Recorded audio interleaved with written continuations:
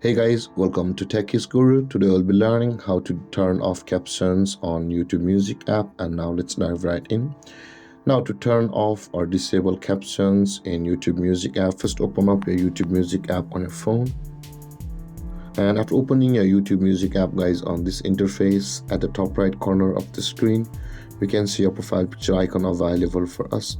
Tap on your profile picture icon at the top right corner of the screen, and you'll land over here. Again, you'll be required to tap on the settings option just above help and feedback. And when you land over here, you can see the second option that says general. Tap on the general option just below family center.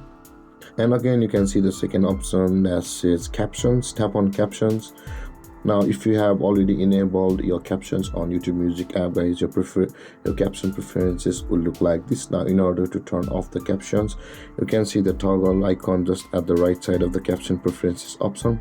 Tap on it, and then your captions on your YouTube Music app will be turned off or disabled. And with that being said, guys, this is how to turn off or disable captions on YouTube Music app. And if you have any confusions or questions regarding the topic, feel free to comment in the comment section below.